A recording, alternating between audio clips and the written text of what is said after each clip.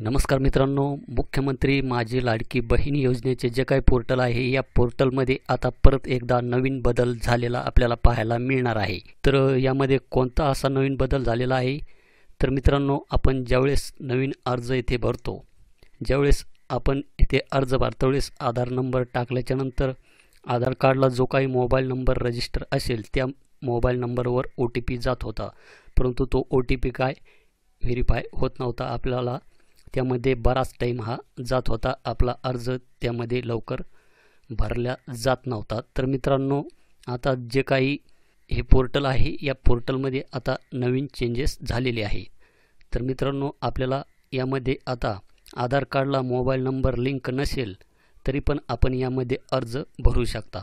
तर मित्रांनो, मी इथे आधार नंबर टाकलेला आहे, हा कॅप्चा इथे टाकलेला आहे आणि इथे व्हॅलिडेट आधार याच्यावर क्लिक करतो। तर कॅप्चा एक्सपायर्ड, रिफ्रेश कॅप्चा, मी परत येथे कॅप्चा टाकून घेतो आणि व्हॅलिडेट आधारवर क्लिक करतो। तर आपण पाहू शकतात की पुढचा जो काही रजिस्ट्रेशन फॉर्म आहे हा फॉर्म आपल्यासमोर अशा प्रकारे ओपन होत आहे। तर मित्रांनो, यामध्ये माहिती भरताना आपल्याला एक चूक करायची नाही की हा अर्ज आपल्याला आता पूर्ण इंग्लिशमध्येच भरायचा आहे।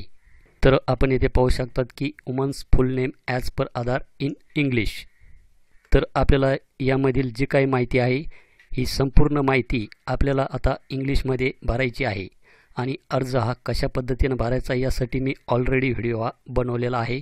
फक्त आपल्याला यामध्ये अर्ज भरताना आपल्याला यामध्ये चुका करायच्या नाही आहे, सावकाशरित्या आपल्याला अर्ज यामध्ये भरायचा आहे। तर सुरुवातीला आपल्याला यामध्ये आधार कार्ड हे अपलोड करावे लागत नव्हते, तर आपल्याला इथे आता डॉक्युमेंट अपलोडमध्ये आधार कार्डची पहिली साईड आणि यानंतर आधार कार्डची बॅक साईड आपल्याला इथे अपलोड करायची आहे। त्यानंतर इथे 15 वर्षापूर्वीचा एक पुरावा आपण यामध्ये देऊ शकतात। तर बाकीच्या गोष्टी तर आपणास माहीतच असेल। तर हाच एक नवीन बदल झालेला आपल्याला या पोर्टलमध्ये पाहायला मिळत आहे। तर भेटूया नेक्स्ट व्हिडिओमध्ये। धन्यवाद।